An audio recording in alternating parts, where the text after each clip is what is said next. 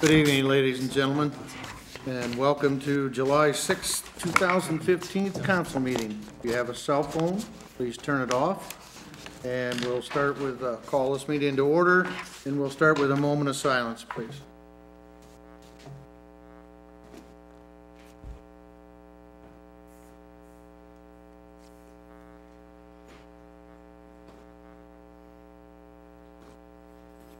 Thank you.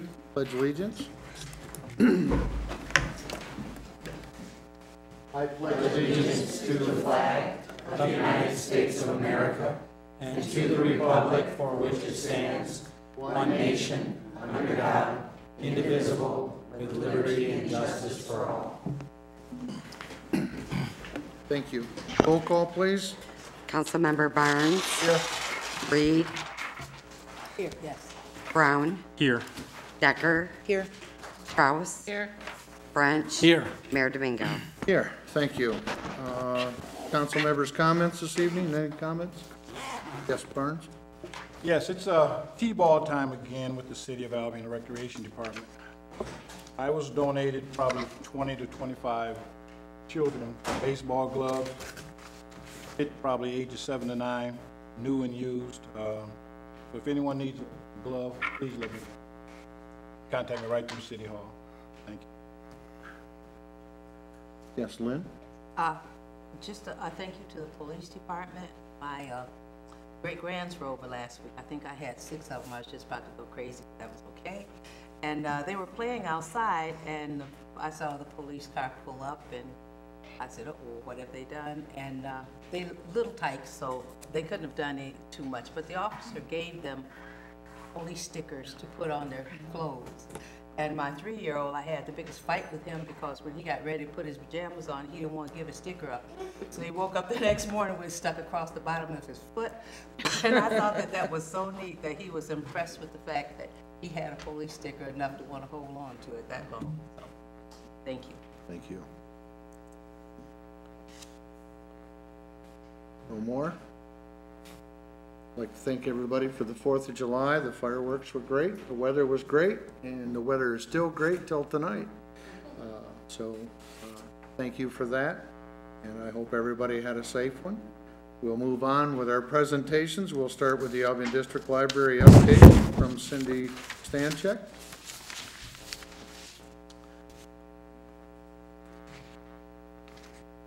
Thank you for giving me this opportunity to present. I really appreciate it, and let me know if I pull this thing out, because I have almost a teacher's voice. So, hopefully everybody has a copy of the yellow sheet. Until I get you one. We are in the midst of summer reading, as always in June, and it just hit like a landslide. I just want to remind everyone, including council and the mayor and the city manager, we do have an adult summer reading program too, where you can get rewarded for the reading that you're already doing. It's not the kids who should be recognized for all the wonderful work that they're doing, expanding their brains during summer. But we also have a wealth of children and teens events going on for the children of our entire community. They do not have to be a card holder to participate. So we get a lot of grandkids visiting for the summer, and nieces and nephews coming and participating. All that information, although I do have, if anybody has said, I have the summer reading for the kids right here. There's stickers. Everybody knows stickers. In terms of the status of the library, we were hit much like the city with a budget deficit this year when the property taxes did not come in quite as anticipated.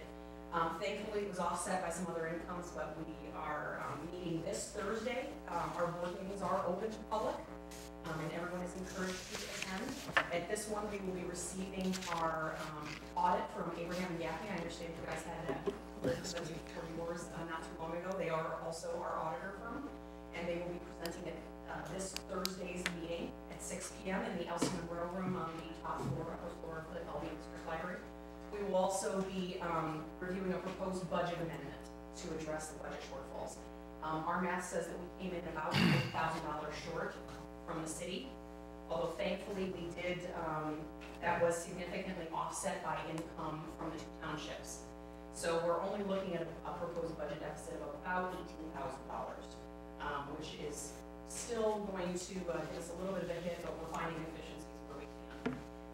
Other than that, you know, every day is an adventure, and things are, we're doing pretty well. We're adjusting. Everybody knows that 2014 was a eventful year for the Albion District Library. And on the note of that, let me address that once we were made aware of what was going on, not only was the investigation open, but we opened our own. And when all was said and done, former Director Kuhn has repaid every penny that our investigation, our internal investigation, decided and discovered that she had misappropriated or embezzled, a keyword, for her own purposes. It is also completely finished in the court system, and she was denied her unemployment bid.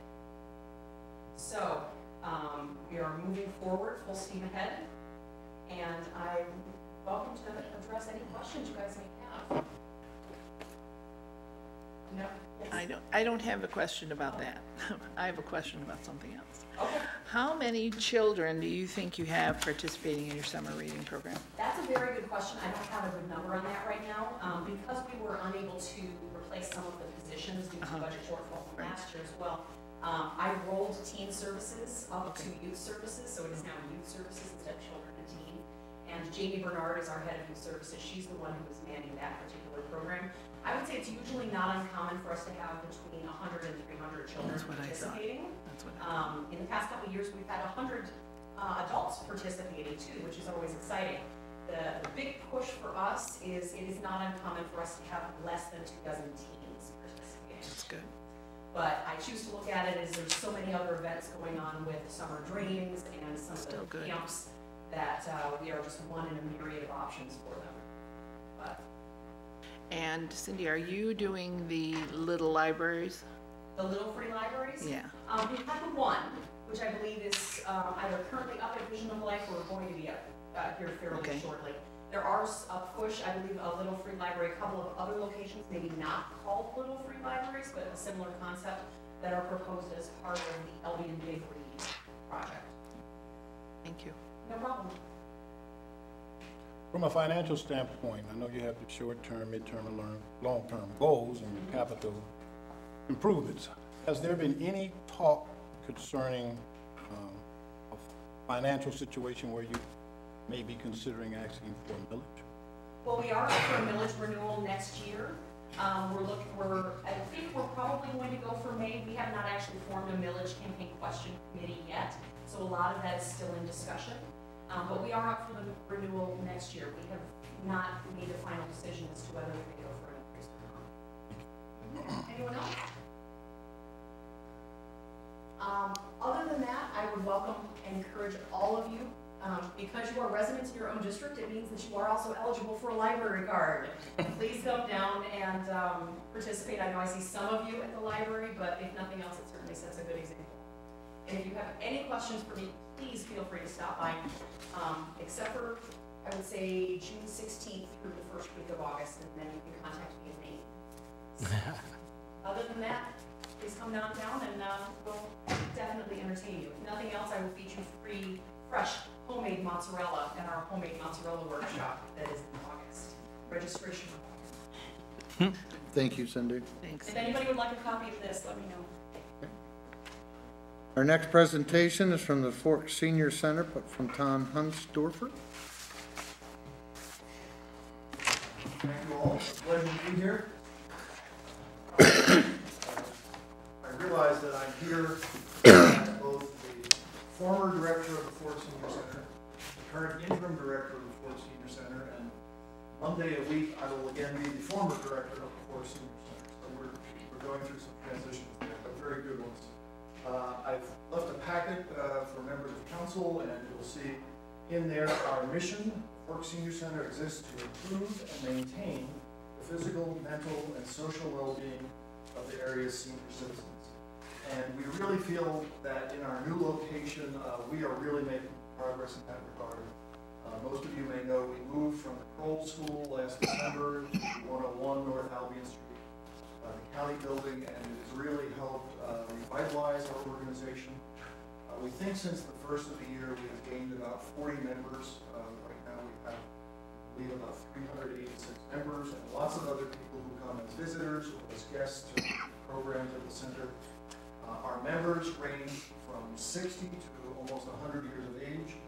In addition to people from Albion or near to Albion, we're seeing people from as far away as Coldwater, Marshall, from Jackson County, and we're wrestling with how do we serve people from Jackson County, even though our funding is primarily on Albion County. A good problem to have. We have 8 structured exercise programs each week. We have lunch and learn programs. We have a diabetes support group. We have a bridge club. This summer, we're having both a special nutrition series and an exercise series. The exercise is walking for people who have arthritis. A lot of good things going on. We're now open 50 hours a week, so we have hours Monday through Saturday. If you are working or not able to come during daytime hours, we have evening times, Tuesday, Thursday, and also on Saturday morning. One of the best programs we have going that serves people from far and wide is our Medicare enrollment counseling.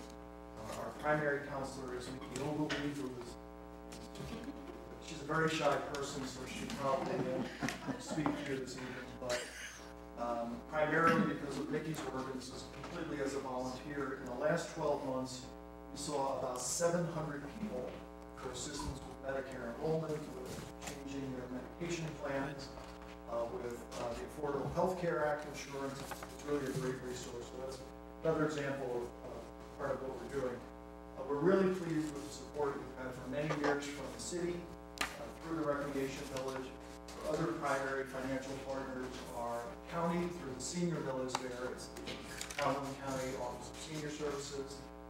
Region 3B area Agency on Aging has stepped up recently. More support there as well as from the county. So we really feel like we have a period of growth ahead of us. We have a 10-year lease at the county building where we are now, so we plan to be there.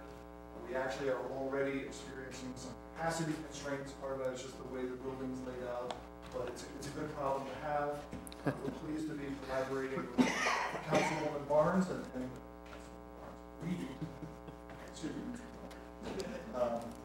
on the Holland Park project and how seniors will be involved there.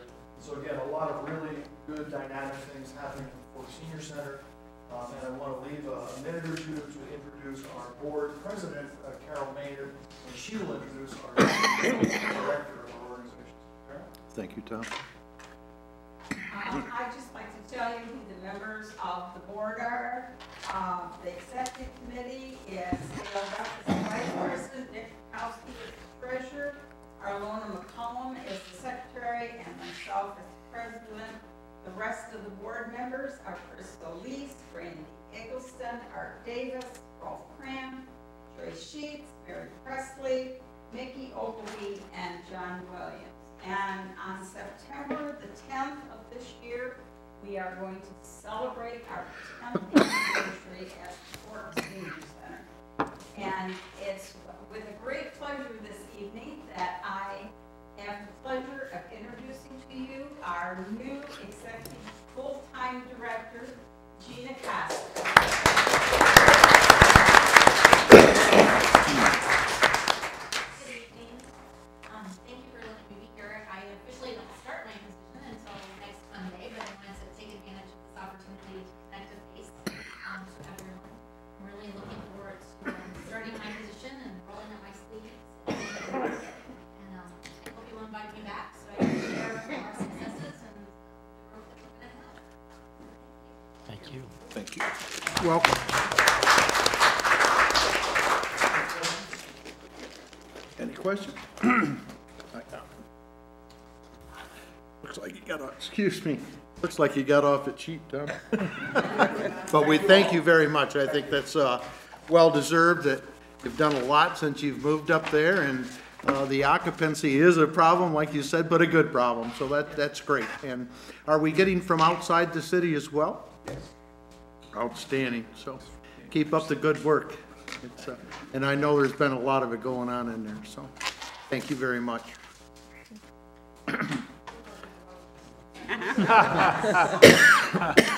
Older people need to go to bed early. Oh, man. Can I leave?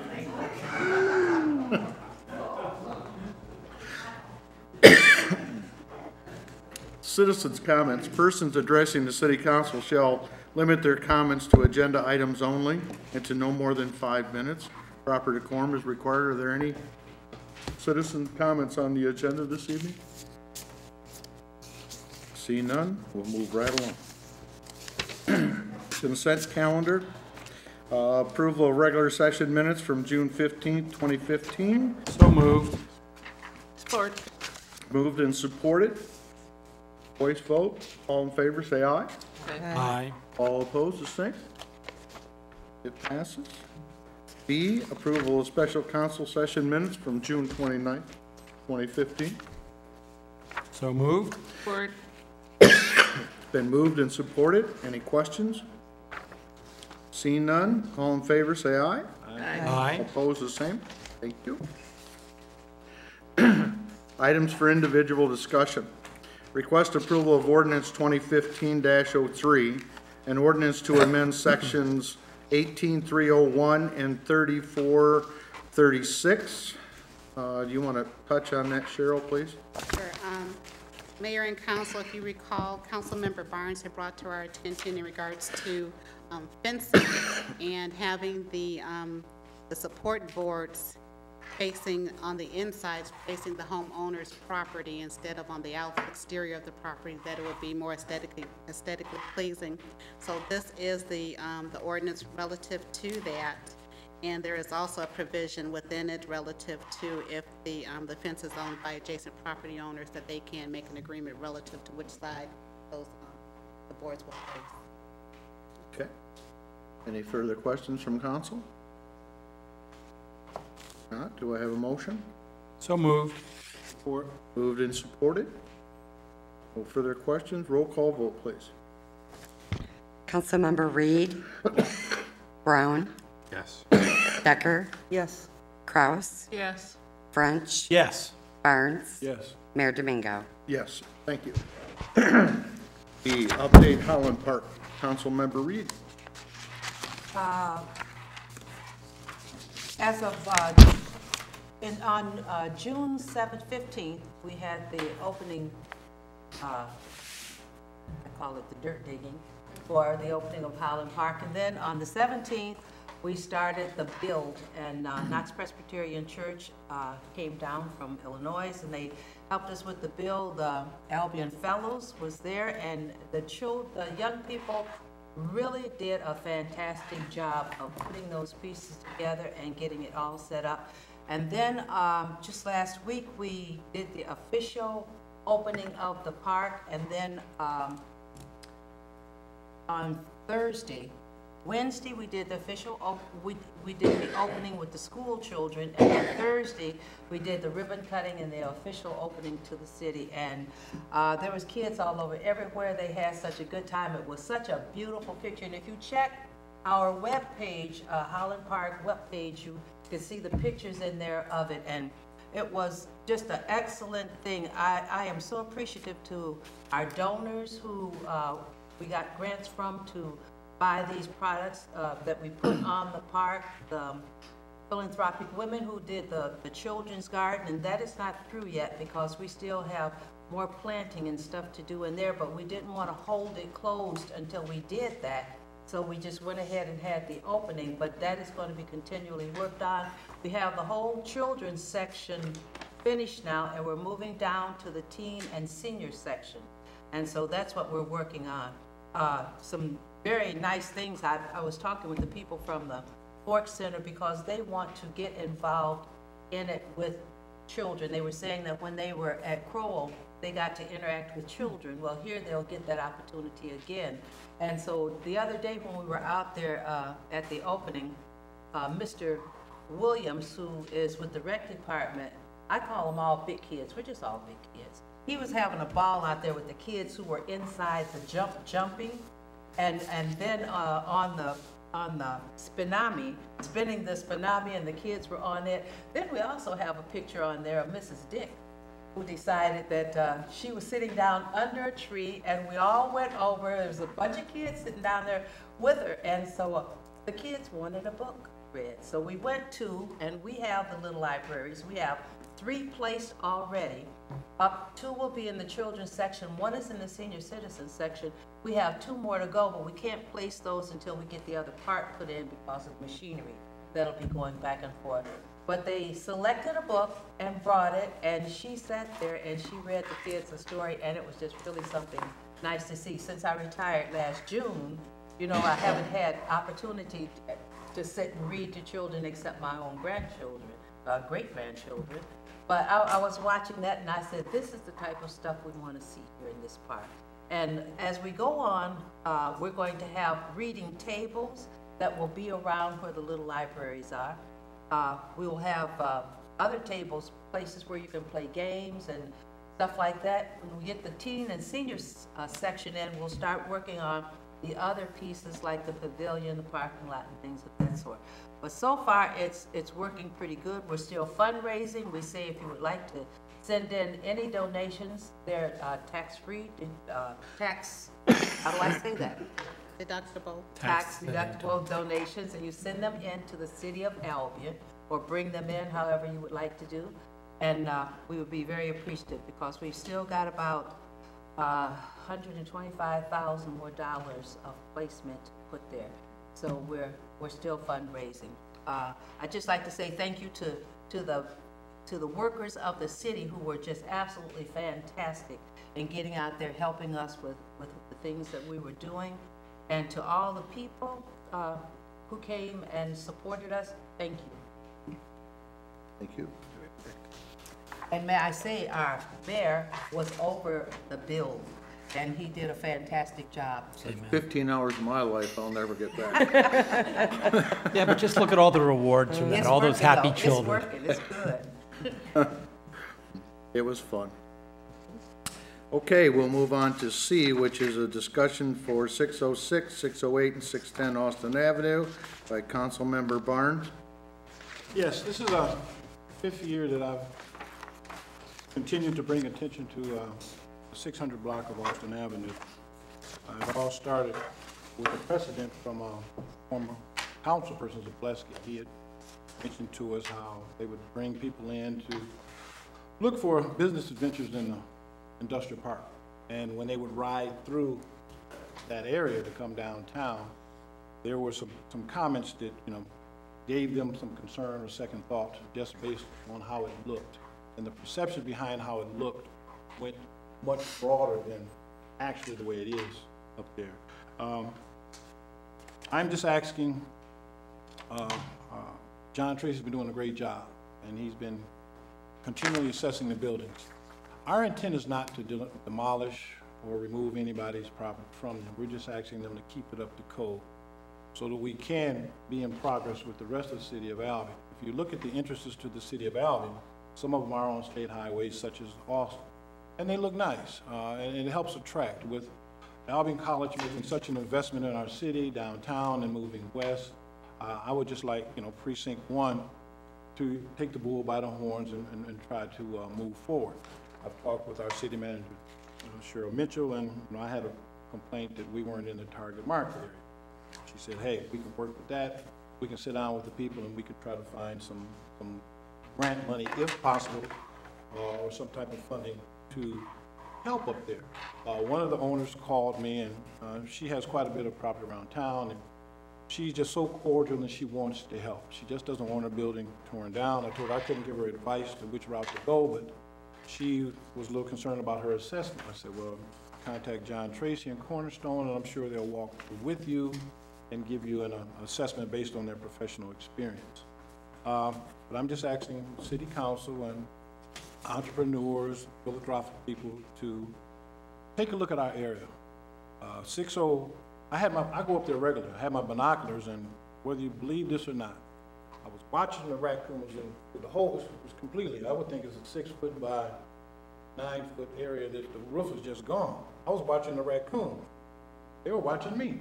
And so they would duck their heads and then go to another part of the roof and come up and watch me again. So the long story short is, I've seen it. 606, 608, they're infested with raccoons. I mean, large ones. So it's really not a habitable place right now, and I've been trying to contact the owners for years. I have contacted them, I've talked with them, but I'm just, requesting and asking city council to be aware of that area and help us try to renovate those buildings through some grants or some attention. I mean, Councilwoman Reed has stated, hey, many years ago, I think they tried and it was unsuccessful.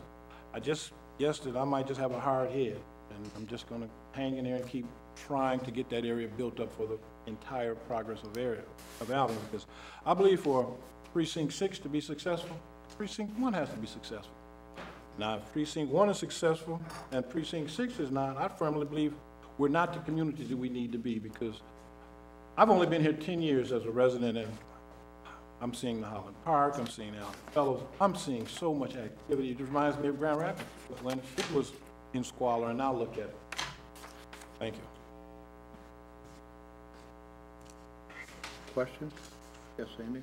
So what's the time frame? Maybe Mr. Tracy can come forward and answer some questions. But what's the time frame? We've been inspecting or looking at these properties for years, and I don't know what the timetable is. We just refresh the public's mind. So you put forth, someone inspects the property, we see code violations, and then the owners have 30 days to make changes, or some time frame goes by. Then what happens?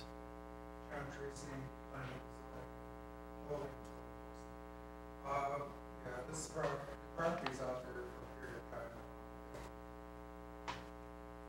Basically, deteriorating two of the structures that previously was together since before Austin was taken out of the small country. We had a structure on the corner of Albion and Austin that was such disrepair that it actually lost glass out the street here. Currently, there are 5 more structures on there too, which are deteriorating.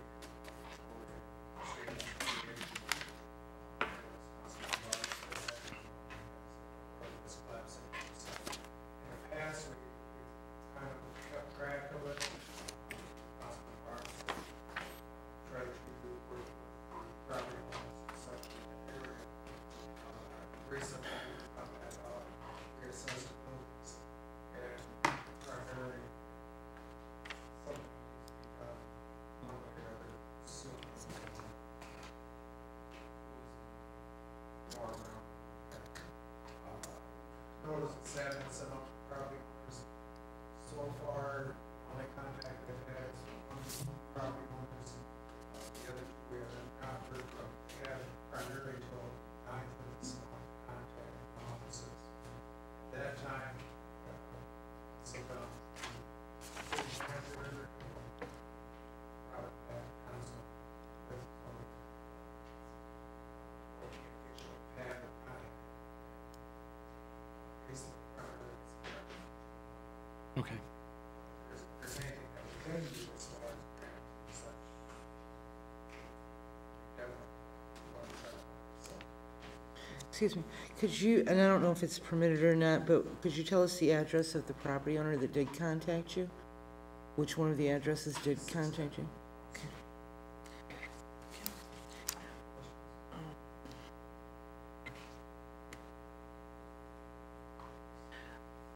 Okay. Those structures are in extreme disrepair, most of them, or at least a couple of them.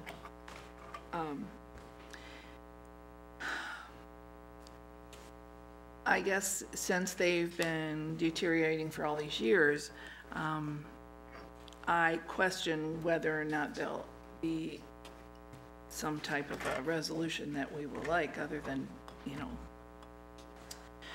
demolishing them. And I don't want to demolish them if the owners don't want to do that.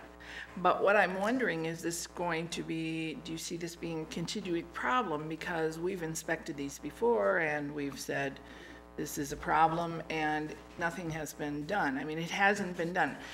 Some of those structures have looked that way since I moved here. maybe not that bad, but many of them have been in tremendous disrepair for, 20 years. I've been here almost 30 years.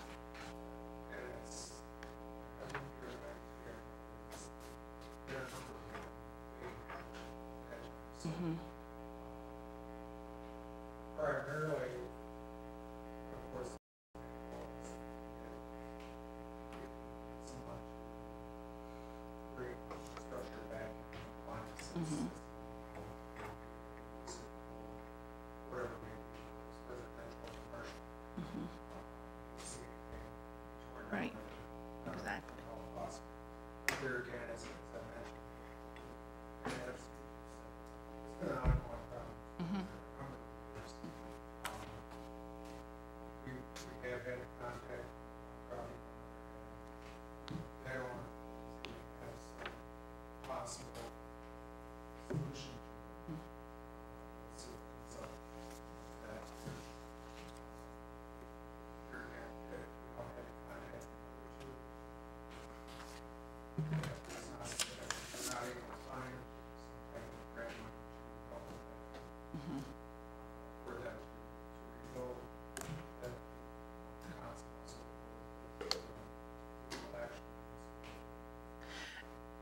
Okay, I'm going to ask a question that's kind of delicate. Are the taxes up to date on those properties? Honestly, I haven't checked, but, I know one definitely is.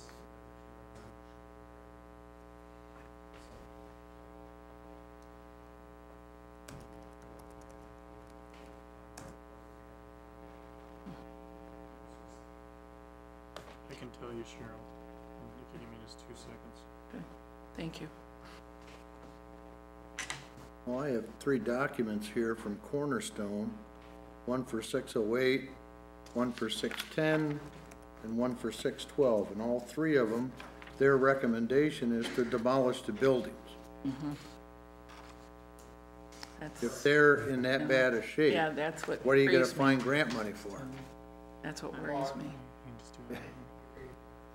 You know, Well, maybe Nicole Curtis, yes. Well, you know, the senior citizen that contacted me, she's just so pleasing and pleasurable. I mentioned to her that that could be an avenue, but I understand, and I explained it to her, it would really be out of my hand. It would be Cornerstone, John Tracy, you know, walking her through and making a decision. I just want to thank you and Cornerstone because she means the world to try to save her property. She just, I feel bad. I mean,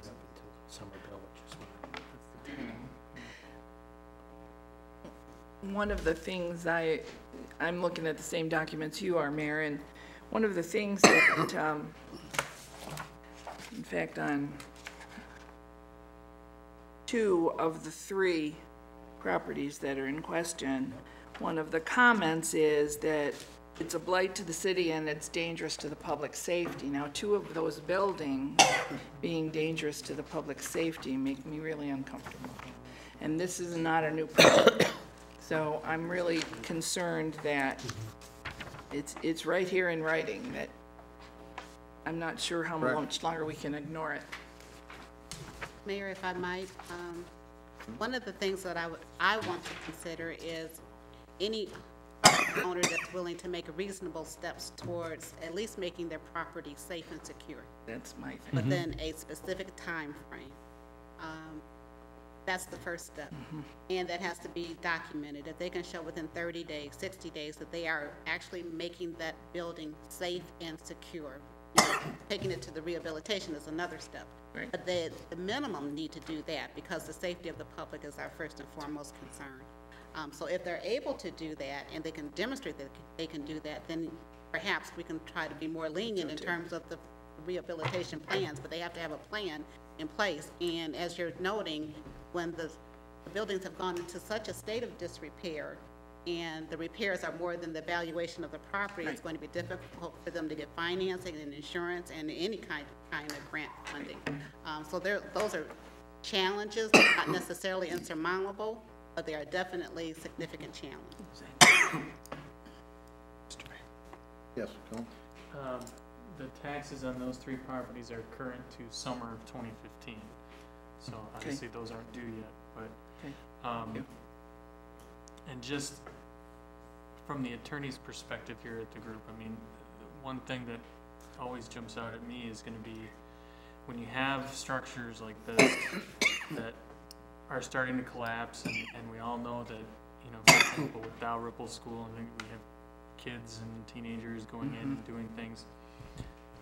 Again, the attorney in me fears about things like a roof collapsing on a kid, and then we've been on notice that it's a dangerous structure, and what haven't we done, or why didn't we do something about it? So I would recommend that whatever we do it sooner than later. Yeah. Thank you.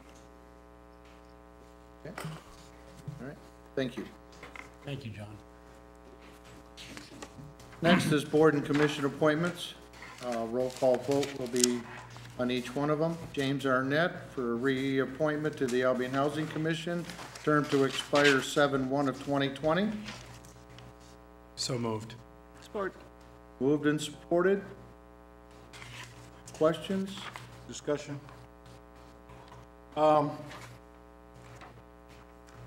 My situation is, I've applied for this position several times. I was a nominee one time, and due to some beliefs from HUD and some of the board members with the housing, they felt it was best that a city official not serve on the board, possibly for a conflict of interest, finances, things like that. However, that's not a binding law. Also, Albion has historically had a board member from the council with the Albion Housing Commission since its inception. When the objection was made that I was a council person, there was a city council person on the board at that time. When a new regime comes in, there's going to be changes. When we get new council people, we have different ideas.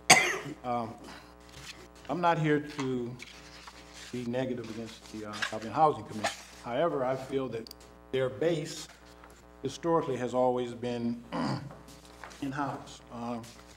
The term was used, I want the Albion Housing Commission to be just like Albion College, under the radar. And my opinion is Albion College is a private college. They can do what they want with their finances. The finances that come to the Albion Housing Commission are through taxpayer dollars, through federal government. Historically, it's been a hand-picking situation prior to the mayor making the nominations. It used to be through our city manager, and we had to move back to the city, to the mayor, based on prior policy. My situation is I'm just asking that the commission would reevaluate some of their policy and procedures. This council, other than Becky, Councilman Becky Decker, received packets that concern finances, vehicles, personal use and business use. I contacted Senator Amash. His office contacted HUD in Detroit, and Detroit requested that, you know, some of the policies stop until it is put into writing. I'm being very genuine and authentic in my desire to work on the Albion Housing Commission. Right now, I'm on a waiting list to move in to the complex. I served as the city liaison officer through this council. I've helped with their resident advisory board, and my relationship with the residents is great, and also have a good relationship with the employees. I feel Albion Housing Commission is a neighborhood in itself. As the city of Albion continues to build towards the goal of becoming a rebirth city, we need all neighborhoods working together to become a successful and viable community.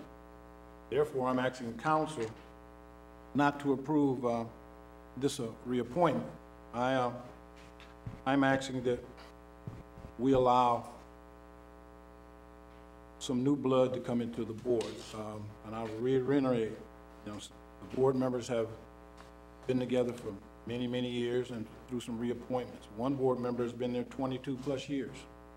So I'm asking that this not be approved. Thank you. Yes, Gary? I think, so I understand the concern, and I think that's one of the things, since I've been on council, And I appreciate the mayor for doing that, for looking to new appointees for different boards. I think that's really important. But I think in this case, it helps, and I think the last appointment we made was from a former public housing director who's out from outside of the city, who has that experience. I thought that was actually a really wise thing to do, because she'll have insight, and then she's not, enmeshed in, the ongoing discussion about, policies and things. So I think that's the way to go. I feel that, I appreciate council being notified of that, but I think it would be unwise to make an appointment, I guess in your case, make an appointment to a board, given the history with some of the board members. I think it might cause more tension and be unproductive. So I think that council's aware of it, and I think as qualified applicants do apply, I think that they should be considered. But I think that I plan on voting for the reappointment.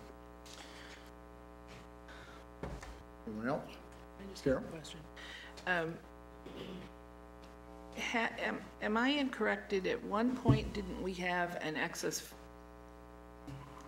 officio person from the council that also sat on the Housing Commission? Because at that point in time, I think Bill Wheaton was still on council. Right. And he would have been the council representative, and then we had an ex officio. Ex officio. Ex officio. I'm doing your thing now, Mayor. But I'm better at it. Yeah. But I think that was originally the way that Councilman Barnes was appointed to that position, wasn't it? No, I think that So, was. oh, hang on just a second. So is that something that we're no longer going to have? Has that been just? Well, if we go back to what we done prior to this, was they said that HUD said there could be no council people or the mayor sit on their board. So we come up with a liaisons. Right. We had a liaisons appointed. The liaisons resigned. So we had no bark in the game other than when their reappointment is scheduled. I guess what I would like to do is find out what is the real reason the city of Albion is involved in the Albion Housing Commission to begin with. It used to be because of numbers. When we had our insurance, we had to have certain numbers to get lower insurance. That's right. We don't have to have those numbers anymore. When the housing came to Albion, Albion had to be involved in it because of the property and things like that. But that's all in the past. Now, I just don't know what part the city of Albion or the council plays in the housing commission itself. We get nothing from them. Yeah. And, we end up with this. Yeah, scary. Yeah, I think that's just a federal thing where we're responsible for making appointments or the designee, so we don't have to operate it, but I think we still make appointments. Right. So, yes. The HUD statement is only an opinion. It is not binding That's okay. by law. We have a school board member who's working as Calhoun County Commissioner. Right. There was statements that could be a conflict of interest. The conflict of interest does not come involved unless there's some money being shared by the school and the commission. There could be a conflict in his vote. I'd like to address Councilman Brown's statement. I was on the Albion District Library for 4 years. I was the treasurer. And a person was appointed who had less experience as a board member than me. I cordially stepped aside. I was nominated by the mayor to be on the planning commission. I had 4 years' experience. Came back to the next meeting, Garrett Brown's name was the nominee. I stepped aside. I had more experience than Garrett. So I dispute his statements. I feel for us to be a viable community, we should have a council person on that board, because we as a body are responsible for the person who sits in those seats and making those decisions. And when I had to contact Justin Amash, and his office contacted HUD, and I'm truly not trying to attack anybody, but I feel some elementary business practices that I objected to in those board meetings, they ignored and voted it through. And I have to go to our federal senator to contact HUD to come back and tell them, in essence, we can't do it. I just feel, living in that community, willing to move into those projects, I want to help move it forward. I'm not trying to bash anyone or move anyone, but I've talked to many of these council personnel, and the pink elephant in the room, from my feelings, are they've always done it that way because there was never any truly oversight.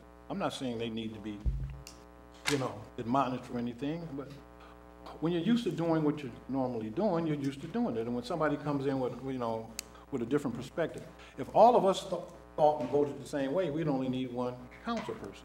We're here for a democratic process, and that's all I want to see on the Albion Housing Commission. And I stand by, I'm asking that this not be approved. Any further questions?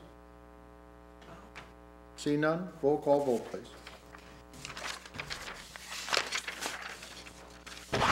Councilmember Kraus, No. French, No.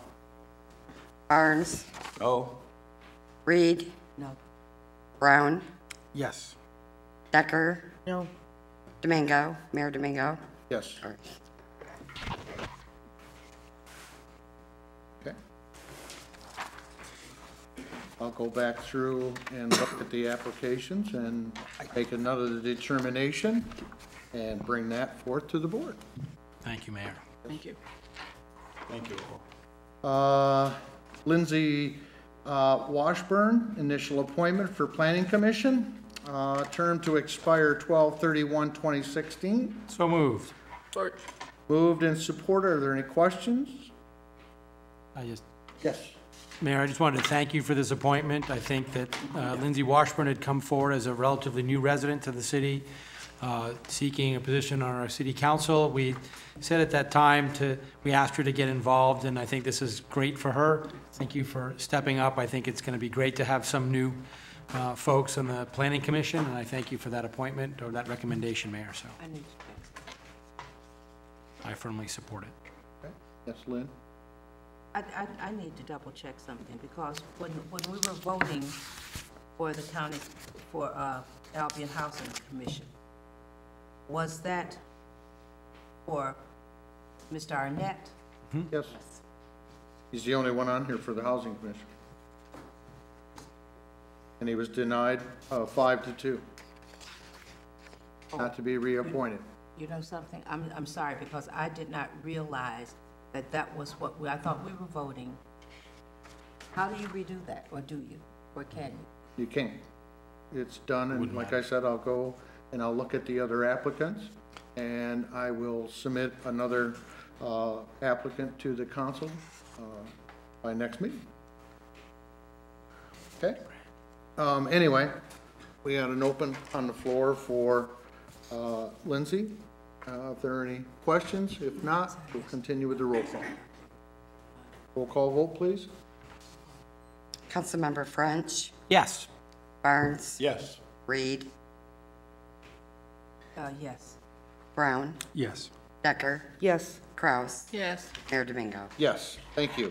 And Lindsay Washburn, once again, for the initial appointment to the Board of Review as an alternate, term to expire 12/31/2018. So moved. Support. Moved and supported. Questions? Mayor and council, if I could just give you a point of information, that term should actually be corrected to be 2017.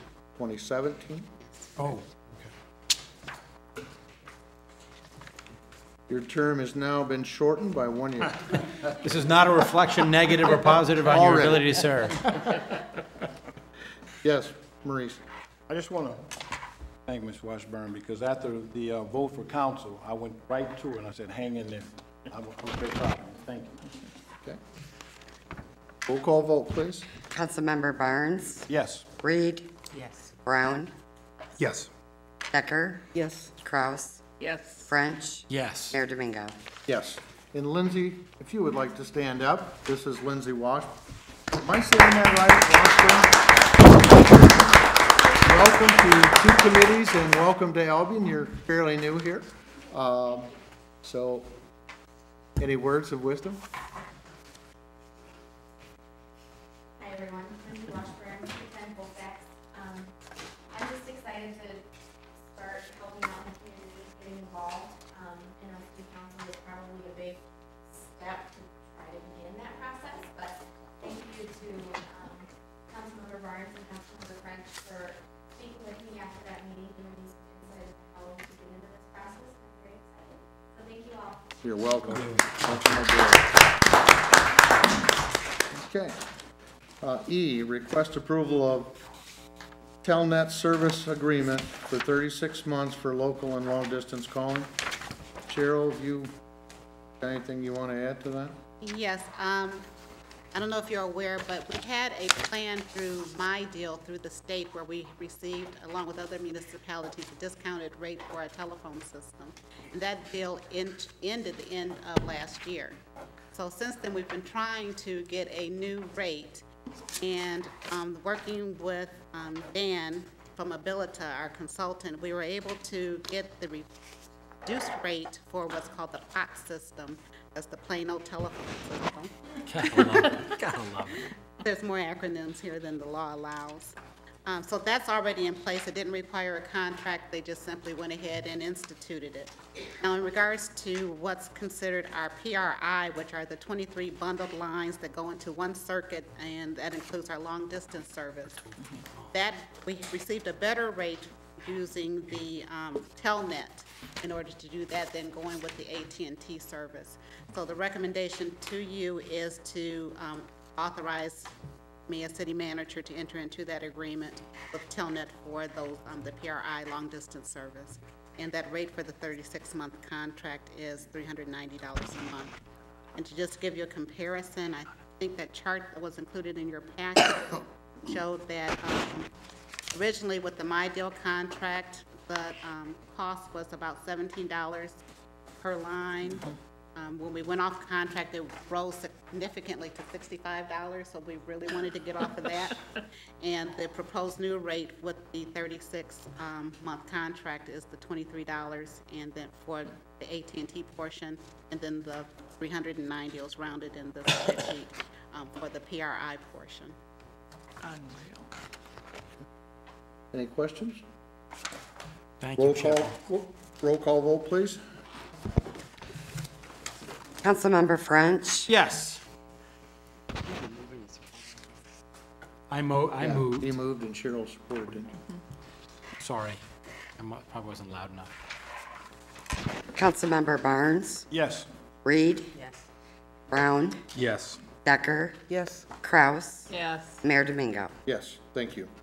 Request approval of ordinance 2015-04, an ordinance to update the non-discrimination ordinance. So moved. Support. Moved and supported. Cheryl, you want to? Okay, this was actually at the request of a group of residents as well as council members French and Kraus in regards to having the expansion of our non-discrimination ordinance to include not only the race, color, religion, national origin, sex, age, height, weight, but also marital status, physical and mental disability, family status, sexual orientation, and gender identity. And this is applicable to discrimination relative to employment, housing, public accommodations, and public services.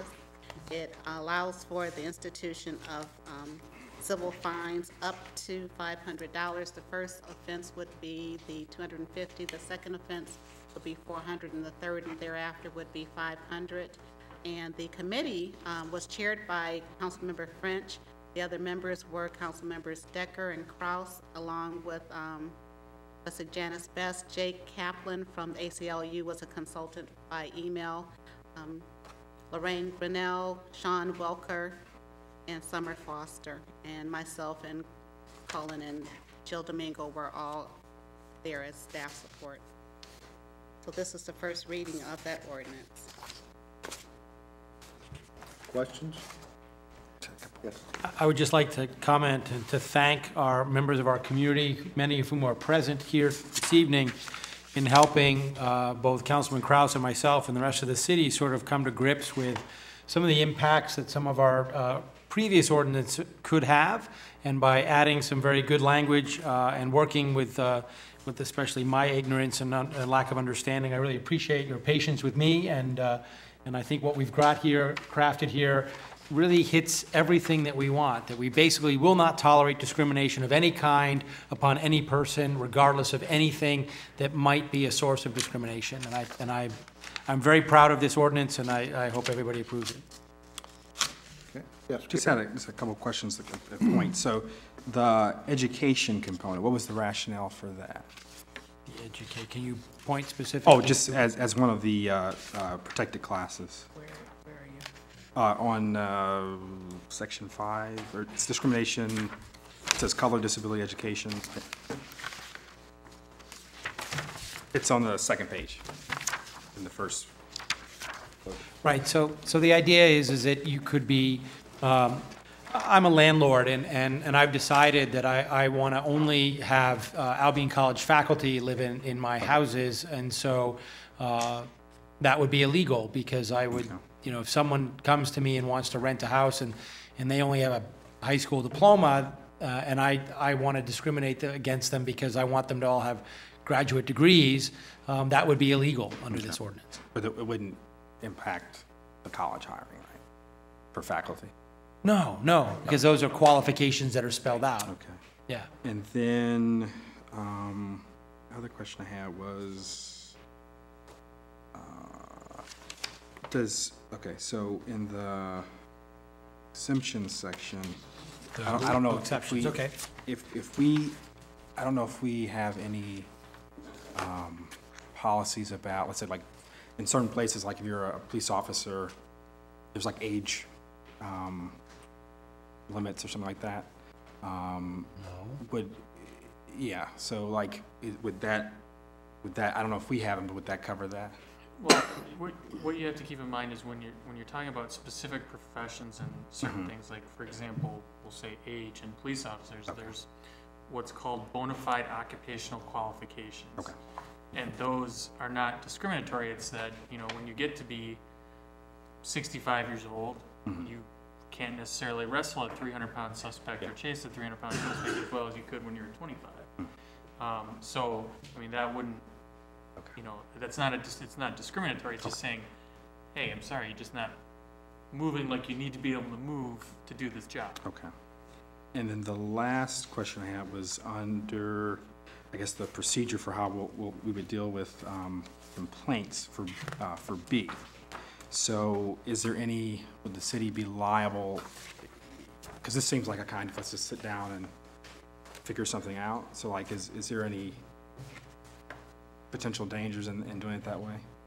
Well, we're working under consultation of our city attorney, who has the city's interests, legal interests in mind. So bringing him or her on board in consultation with our city manager would protect, by definition, protect us from.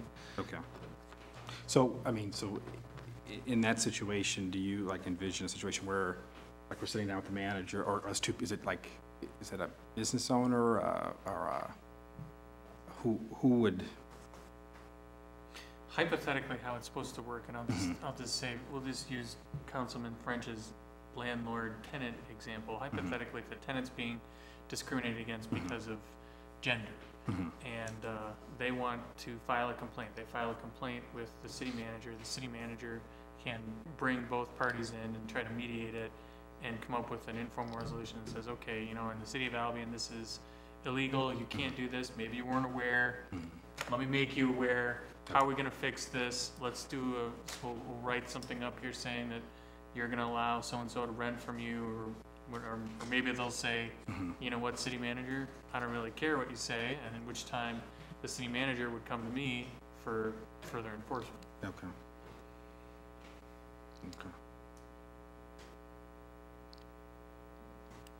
Maurice? My question is for the community. I be wearing my button, y'all don't do the button no more? Please wear them, because people keep asking me about the button. I have some relatives in the community, but please wear your button. I have a question with the complaints coming to Cheryl alone.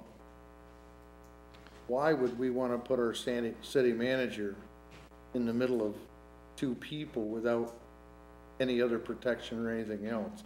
Well, I don't need this hearsay. She said, he said, Right. they said. no, I think the structure that we had in mind is that as soon as other parties are brought to the city manager, like the complainant comes to Cheryl. I can if she just- understand the complaint. So as soon as action is mediated, he's called. So he's in the room with the two sides. And she leads the meeting and says, can we work out, maybe we need to educate you about our discrimination policy. Do you wish to back down from this discrimination, or do you wish to not? And if that case, if in that case they wish to fight it, then Cullen is the one, as our legal representative, would then draft. The complaint will come to Cheryl. Correct. Cheryl takes the complaint. Cheryl contacts the attorney. Yeah, Cheryl does not make the decision that's correct. between the two. That's correct. Okay. All right. I'm Yeah, no, I hear you. I want to protect our city manager. Yeah, no, I hear you. Can't protect a lawyer because there is no such thing as protection for them. Right. You know, they do that themselves. But, I mean, you know, the determination between two, I just want to make sure the sides are fair. Right. You know, that's why I'm wondering, do we want to add someone else with Cheryl? So when the complaint comes, that the distribution of the complaint is the same, you know, right straight through. Well, the way that it's written right now, I mean, to a certain extent it does that. I mean, one of two things can happen. Either the two parties will meet with Cheryl and they'll come to a resolution that eliminates the discrimination, or Cheryl will read it.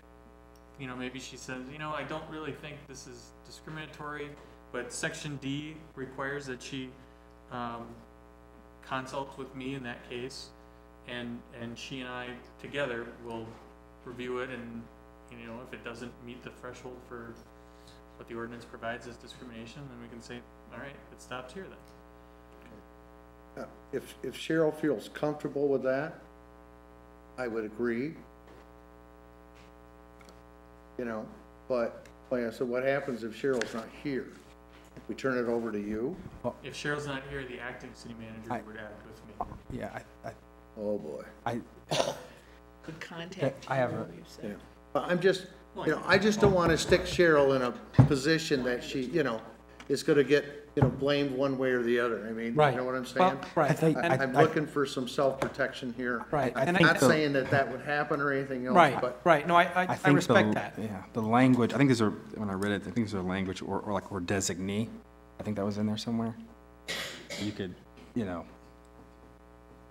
I don't know if I would feel comfortable designating. Yeah, that's what I'm saying, but yeah. But I might remind the council that in fact, our city manager was present at all times at this meeting. Yeah. That she has approved this language as it's presented, and as far, I'm not speaking for you, but there was no issues in terms of us giving, because we talked about this at great length, as what was our process for handling these complaints. I'm just, so- like I said, that's fine. And I don't have any problems with the wording. I'm just, you know, Right. making sure that we're on this. Yes. I guess my question would be is, before we decide anything, have you changed your mind if you're comfortable with it or not, or if you like the wording? What do you, I mean, after giving it thought, are you uncomfortable, or are you comfortable with the way it's worded? I don't think uncomfortable is the word that I would choose. Okay. I think I'm perfectly capable and willing to make those determinations as appropriate, and I would always consult with the attorney. But I think the other part of that is, and the committee explored that, was would it make sense to have a commission of some sort or a three-person body with representatives from the community to be a part of that process. And you deliberated that and chose not to. Okay. So I guess I would say I would be comfortable with it, but the other way is to also consider if another alternative would make more sense. This is brand new for all of us, and I wouldn't want it to stall on this basis, so perhaps we could take a look at it in a year. I have to give a report annually anyway, and if it seems that a different approach would make more sense, we could always revisit it. Okay, sounds good. Okay. Yes, Cheryl? As we discussed this, I think Cheryl will agree that she every time we discussed this and how this would happen, she brought in immediately the fact that before any determination was made, she would have consulted with Cullen anyway. So it is, even if it seems to be, you know, clear cut, and she could make that determination right that very second after she heard it, after she heard the complaint, she still felt that she would run it past Cullen. Okay. And I think that's our safety net. Okay. All right. If there's no further questions, we'll have a roll call vote. Councilmember Barnes? Yes. Reed? Yes. Brown? Yes. Decker? Yes. Kraus? Yes. French? Yes. Mayor Domingo? Yes. G, request approval of ordinance 2015-05, an ordinance to amend municipal civil infractions ordinances by amending section 1-26 G3. And Mayor and Council. So moved. Moved and supported, yes, Cheryl. Yes, this ordinance very specifically addresses what the civil fines are relative to the non-discrimination penalties. And again, the first offense is the $250, the second is $400, and the third and subsequent offenses are $500. Yes, Cullen?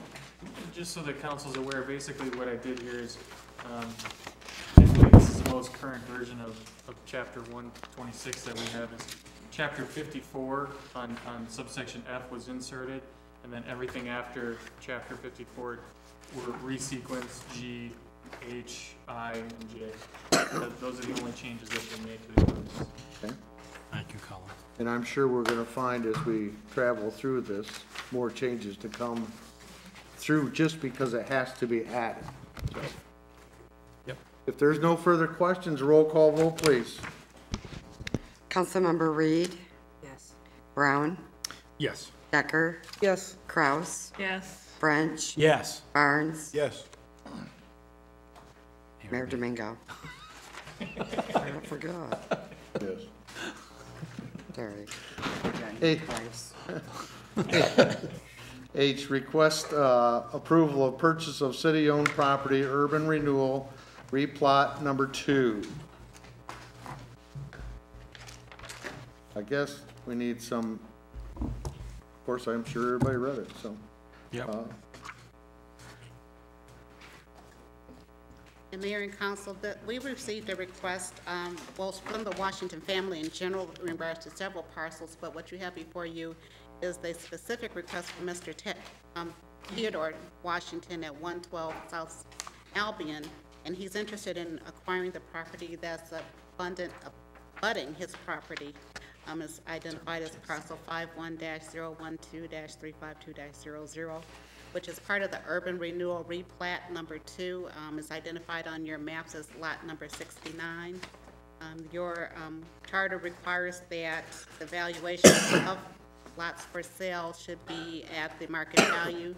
We obtained that valuation from the assessor, and that's at $3,058.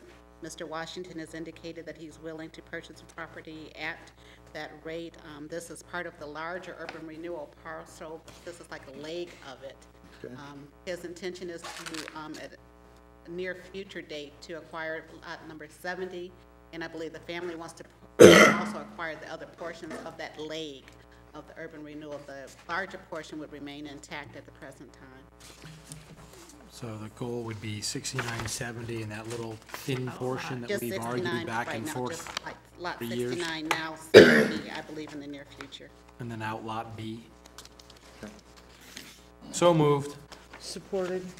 Moved and supported. The only thing is, we brought this up here when Kevin was here. I think Yeah. this is the last time we brought this. That's right. That was a couple years ago, wasn't Okay. it? No, I think it was just a year ago, wasn't it?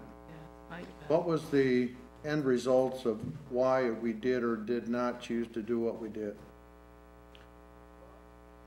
I think one of the reasons was they wanted, the buyer didn't want to pay what we had assessed fair market value to be on the property at the Okay. time.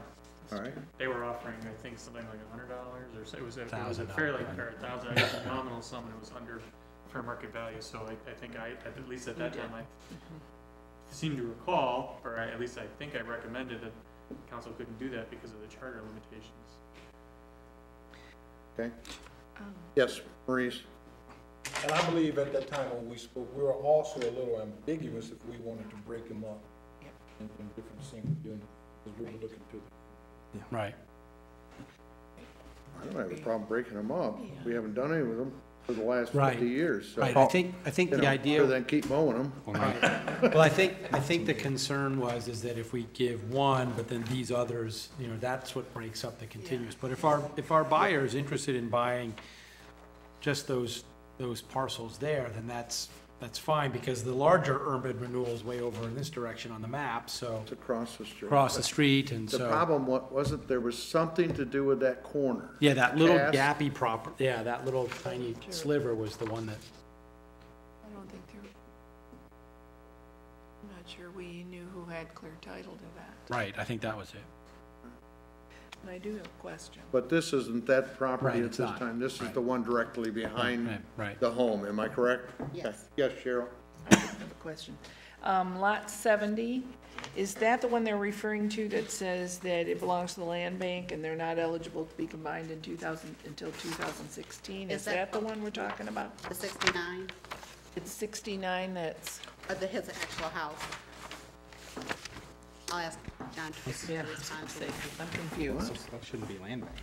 That's what I'm just wondering. The property that's referred to as far as the land bank is the property that's in Washington. Purchase of the land bank, they have stipulations so many years buying other property. But Mr. Washington's original plan was to purchase lot 69 and combine it with this existing property on South Albion Street. Right. So this time, basically has to wait until 2016. Property that the city has is not by the way. Okay. Okay. So when you say that, let me get this straight in my mind. Right. 69 and the current lot that Mr. Washington owns, those will be eligible to be combined into one property in 2016, so you only pay the tax on the one property. Is that right? You don't have to pay taxes individually, right? And then they'll be assessed as one. Okay. Right. Okay. That's So, what I thought. one question I do have, was there a requirement by ordinance about construction on lots like that? Was there a thing where if you bought something, you had to build on it in a certain amount of time? Several years ago, I believe, Mr.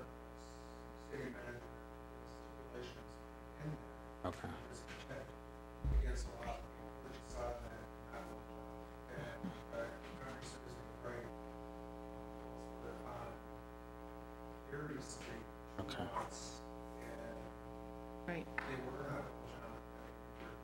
yeah, Right. that is right. Okay. So is that? But they weren't abutting to someone's private property, they were just freestanding They were just properties. freestanding lots. Okay. Right. So I think that's different. Now, John, if I'm not mistaken, Mr. Washington has been maintaining this lot too. Am I right? Yes. I was gonna say all along. That's what I thought. Okay. I believe, maybe Mr. Washington, but must step up. Okay. Okay. I'm more than willing to answer any questions that you have. Yes, you're right. You've been maintaining. 40 years. Yeah. He's got to come and do his, he's got to do his name and his address, please. My name is Ted Washington, and I own property on 112 South Avenue. Is it occupied at this time? No, we're in the process of renovating it. It's been gutted down to the studs, and we brought back up the insulation, like plumbing, roof, all. Okay. Maurice? How do you expect to use it? Your family member gonna live there, you can rent it Yes. out? It'll be my personal residence. Is there any, prospects that you're gonna sell it anytime soon? No, it'll remain. It's the only home I've ever known, not 60. Can I ask a lawyer a question? Pardon? Can I ask a lawyer a question?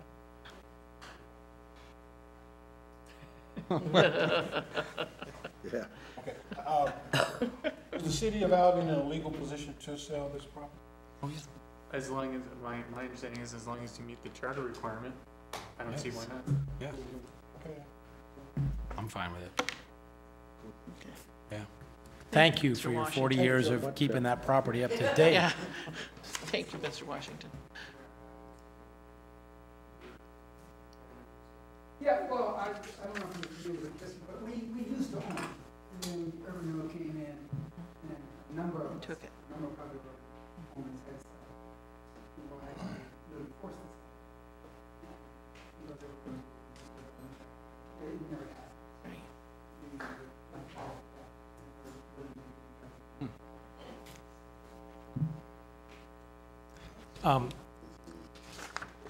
If we could tell Jay that the microphone is not working.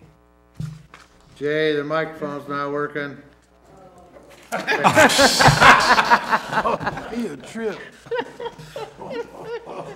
Wow. But I'm taking it that right now we're talking about lot 69. Correct. That's correct. That's the only one you want to purchase at this time? Well, we kind of tentatively agreed that we would do lots of anchors, actually. And then, but I would also like to purchase lot 70, which clears up the separation issue. Right. And 70 was reconfigured, it used to be two, that was a little parcel and a bigger parcel. But I think that combine it now and just call it. So we just be approving for 69. Yeah, we're approving 69 now. Yeah. We'll come back and approve 70. All right. Okay. Absolutely. Thank you, sir. Thank you. Thank you, sir. Good luck. If there's no further questions, we'll have a roll call vote. Councilmember Brown, Yes. Becker, Yes. Kraus, Yes. French, Yes. Barnes. Yes. Reed. Yes. Mayor Domingo. Yes, thank you. Report from the city manager. Thank you. Thank you. That's it? Oh, I only have 50 pages here, so I'll go fast. First, I shared with each of you a copy of the Albion Downtown Development Authority grant application for the facade grant. Those were mailed out to all of the businesses in the DDA area. It allows a 50% match of up to $1,000 for grant for facade improvements. So we're encouraging applicants will be on the first come, first served basis for up to 10 grants that EDA approved within their budget. Also, in case you didn't notice, the Erie Street reconstruction has started, and they're still anticipating the completion date of August 28th. So if residents will take an alternate route during the summer, basically. Public safety officers have completed their yearly training and certification for PPCT, Defensive Tactics, and TASER qualifications. And Officer, Abi has completed 3 of 5 classes towards becoming a certified crime prevention specialist, so we applaud that. And regarding the Department of Public Services, they are working on the local street repairs. And in case you didn't notice, a couple of weeks ago, we had a water main break in front of City Hall. So that was repaired also. And Jim Linnerson, the director, is working on getting the USDA grant funding for some of our infrastructure refurbishing. So that's ongoing. The SAW grant, if you recall, relative to our sewer and wastewater sanitary system and getting it onto a GIS system, that's ongoing also. So we're working on that. And the staff is also working on tree removals and trimming. And we also want to applaud our staff for working at the Highland Park. We had a number of individuals out there for extensive time, some on their own time periodically, including the mayor. It was interesting to see you out there with the wheelbarrow and cement. Good luck. And we just want to thank everyone because it truly was a community-wide project. And also within Public Works, Willis Fruge successfully completed his State of Michigan Class D examination, and that's challenging examinations. We're really proud of our staff moving forward with their training and development. The finance department, Tom was thrilled to get the tax bills out. And we have a temporary staff person on board right now to assist with payroll. The Citizens Advisory Committee for the Recreation Master Plan, their first meeting's tomorrow at 1 o'clock, so we're looking forward to getting that process started. And I want to remind everyone that the residential cleanup is going to be Saturday, July 25th, from 9 a.m. to 3 p.m. at Ketchum Field and Harris Field. There's some flyers on the podium there. If anyone wants any of the details of what's acceptable at those recycling sites. And let's see, the farmers market's open tomorrow from 3 to 7 p.m. There's good cherries and there's triple chocolate chip cookies. You can only get them on Wednesdays because I have a friend who buys out the entire stash on Saturday. We'll remember that. The question is, does your friend give you some? I get half of a cookie. Oh, that's not a very good deal. He only gets 5 of my cherries, so it's a deal. Are there any questions to any of the city managers' report? Yes. I know that there was a water main break on Austin Avenue, right by Superior. There's another water main break on Dalrymple. Those are water main breaks. Those are water services. Okay, They sorry, haven't water got to. service breaks. What's the timetable for sidewalks being replaced, especially on Austin Avenue? They've got sort I of believe gravel they're in looking it. at those now. I can get you the exact dates. I think they're out doing assessments right now on which Okay. ones will be the ones that'll get repaired this year. Okay. Okay. Okay, if there is no further, do we have further agenda? I'm sorry, go ahead, Cheryl. Okay. I'm wondering, Cheryl, have we heard anything, is there anyone who can assist some of our elderly seniors that with moving their residential cleanup stuff? Have we heard of anybody yet who has volunteered to do that? In the past, we've had some church groups that have helped and that type of thing. Have we heard anything? I haven't heard of anyone in particular. Do you know which groups were doing it in previous years? I don't remember, but what I'm wondering is, could we get the word out, as long as we're here, we might as well, that if there's anybody who thinks that their group might be interested in doing some of this and assisting, because I always have seniors that call and want to know if there's anybody around who can help them get their junk to the. And if they could get that information back to Yeah. us before the 20th, we can put it We on can the put it out. agenda. That's what let I'm thinking. people know. Yeah, Yeah. Yes. thank you. Cheryl, put me down, I'll get my truck and trailer, I'll volunteer to help. Thank you, Councilman Barnes. You're welcome. Thank you. I did Yes, heard, Garrett? so For future, Pardon? future agenda items?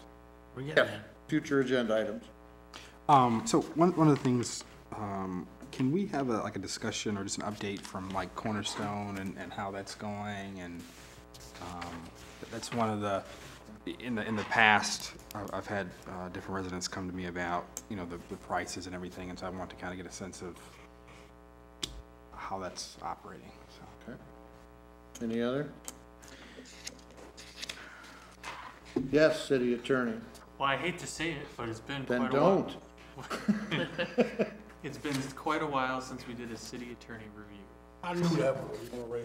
Oh, No. Well, it's not fair, because you just switched. Well, that's true. I he's only been on the job a month. Yeah.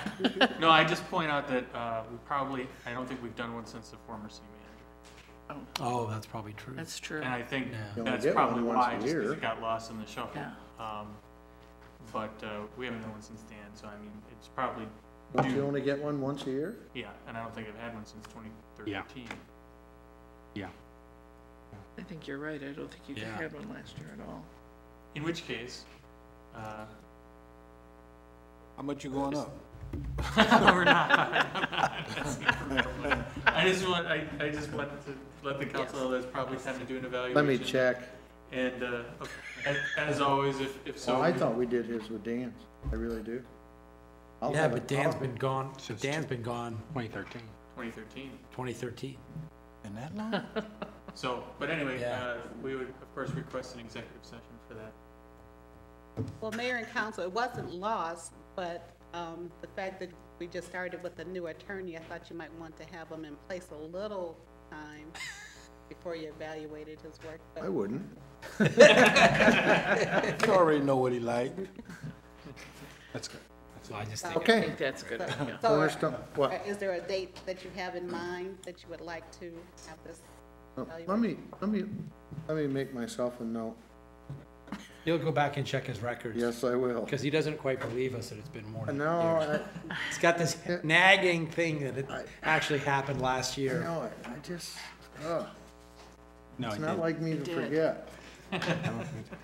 You know, okay. It happened Yeah, last year. let me check and then I'll get back with everybody so we can tear him up. Make a list. Everybody's here, so now we're down to citizens' comments. Persons addressing the city council shall limit their comments to no more than 5 minutes. Proper decorum is required. Are there any citizens' comments this evening? If there is, come forward with your name and your address, please. I'm Jim Balin, 12860 Maple Street. If you live in the city, if you're the federal government, it's 12860 28.5 Mile Road. That's just one of the many battles I've lost. I'm actually here representing the raccoons. Not really, although Becky's probably out. In 2011, I installed a in-ground watering system for my yard. At that time, I was trying to debate what to do because Mother Nature, even though I tried to contact her, will not agree to water my yard adequately during the times that the city will not grant me exemption from the sewer tax or the sewer fee part of my water. At that time, I was trying to debate whether to write the city council a letter or whatever. I happened to be downtown, and I can't tell you the date, but you can probably figure it out, because on the street corner over here was Kevin showing the new city manager around. Not Cheryl, but the previous new city manager, Okay. who probably none of us can remember that name. At any rate, I asked, what should I do? Should I write a letter? Should I meet with the city manager? Should I go to the council? And was told at that time, simply turn in your bill, your water, keep track of the water used, turn that in. I will inform my secretary to honor that. I did that for 2011, 2012, 2013. And because I don't keep up with the news, it just kind of slipped my mind that Kevin retired and has a replacement. So in 2014, I come wandering in, probably in late October sometime, with my rather lengthy thing for the water usage. And Mr. Linux, I believe his name is, said, whoops, you're kind of late, bud. And felt kind of dumb. But he explained that he was going by that policy, but was kind enough at that time to accept that at that time, since that's the agreement that I had. I don't like coming to city councils. I didn't like people who come to board meetings when I was there for many years. But I feel I've exhausted my other avenues. And probably late March or early April, I contacted the city manager.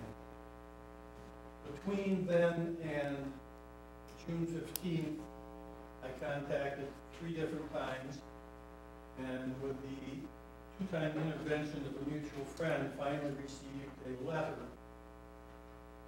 which upsets me even more.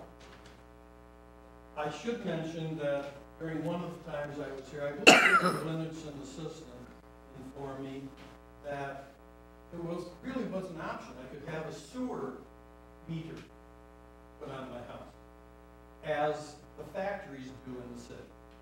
They have a sewage meter, so therefore at no time are they charged for water that doesn't go through the sewer. I didn't say anything, but that kind of confused me, because what that tells to me is, hey Jim, I trust you from May 1st to August 31st that you can list your water usage. I don't trust you other than those dates you need a sewage meter. Didn't say anything. At any rate, I got a letter finally in response that is dated June 23rd. And did get an apology for it taking so long to get a reply. In part, unfortunately, the current financial situation of the city and water sewage system is such that we must be fiscally conservative because of our declining revenues. In fact, the current water and sewer rate structure needs to be evaluated because it is inadequate to meet our existing costs. This also hinders our ability to strategically plan for improvements in the system. Fine, raise it. But please don't charge me for water that doesn't, or for sewage, when the water doesn't go into the sewer.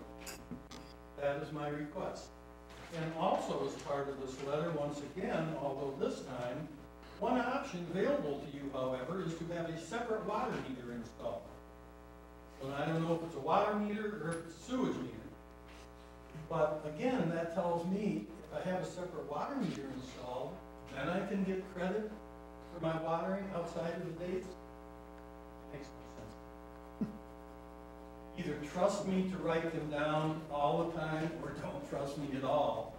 But why do I need a water meter or a sewage meter for those dates outside of May 1 through August 31?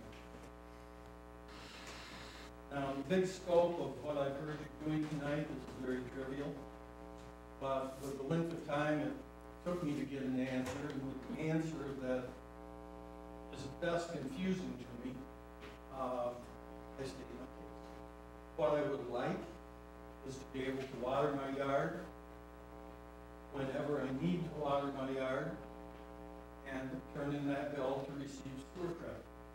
I'm not asking to be reimbursed.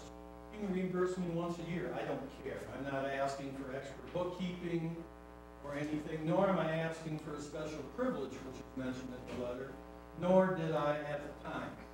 I was trying to pursue and told what to do, and it worked for a number of years. I don't fault Mr. Littleton. He's simply doing his job. So, if at some point I could receive an answer from the council, I would appreciate it. Okay. Okay. Any questions? When is that open up for? The period is between May 1st and August 31st. May 1st to August 31st. And the bill has, and the thing has to be turned in by like September 4th. And how long after the August 31st, Jim, do you continue to water? You know, it depends. I've used the thing twice this year. Okay. If we don't get rain tonight, I'll probably start using it. Definitely the month of September, which is typically a dry month. Okay. Possibly a little bit in October. Sometimes maybe a little bit in April. Just depends. Okay.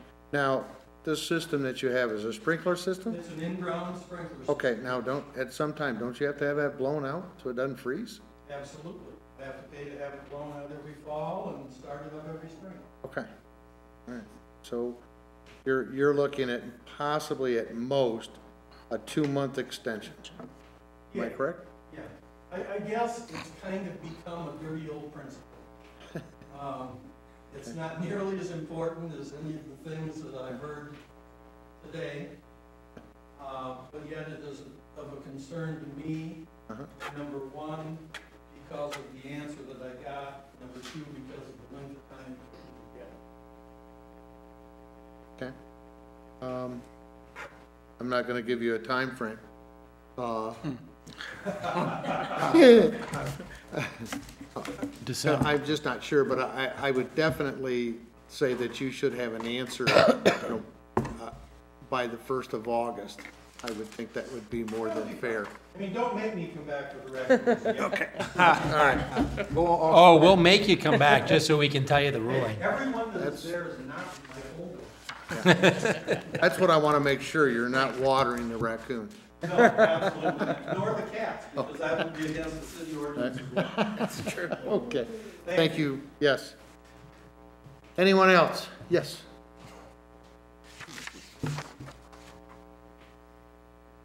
Cindy Stanzak, 99 Luther Drive, over in the fairgrounds.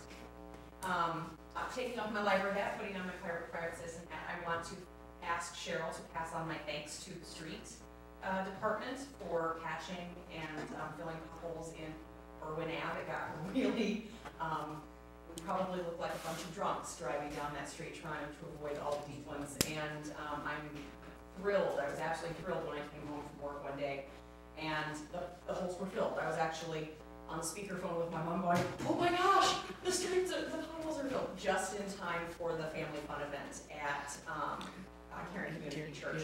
So I know that it has been a very wet spring and a very wet summer, and I know that potholes are ugly, ugly job, and I just want to pass on my thanks to them because it is not a job I personally want to do, and to encourage the public to stop every once in a while and thank the city workers for doing their job. Unless you want to be the one shoveling that stinky, stinky fill, thank them for doing their job because they do a very good job and they do it with very little thanks and the occasional curse word. So that was my request, and I hope you'd be willing to do that for me. Thank you.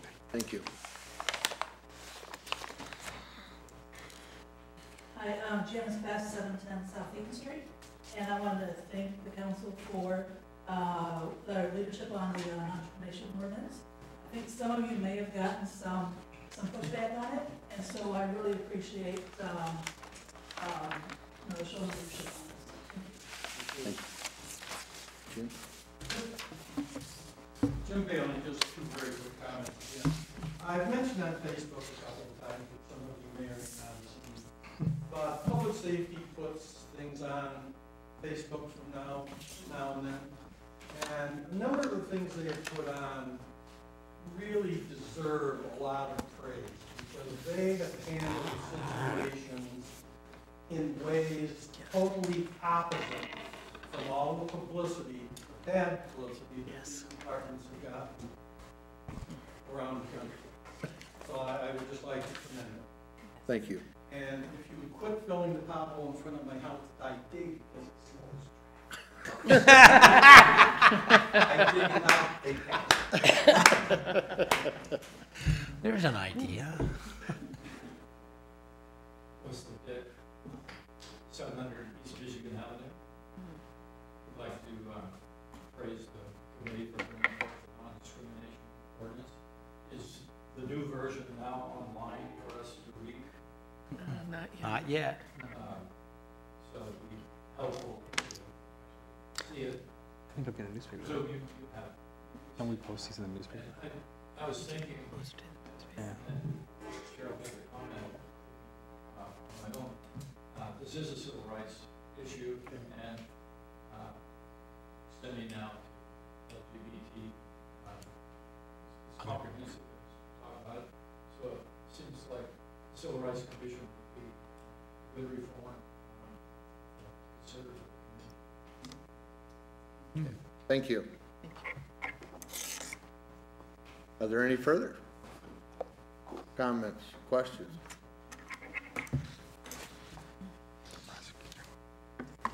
Dave Yoder, the county prosecutor, came down to say hi again. Here with me. One thing that's going on, there are a lot of things going on at the county level. We've reinstituted the bad check unit in the prosecutor's office. The forms are back online for local businesses. Let them know that they're receiving bad checks. Obviously, if it's a crime, we'll prosecute. But even if it's not a crime, it's a bad check without the intent to fraud. To follow the rules, policies, we will do our best to collect those funds. Great. Thank you. Any further comments from the audience? If not, I'm going to ask for an adjournment. So moved. Support. Moved and supported. Any questions about adjourning? None. All in favor, say aye. Aye. All opposed, the same. And we thank you all very much. Have a safe trip home. Be careful when you walk outside when it feels about 110. Unless it's cooled off between now and then.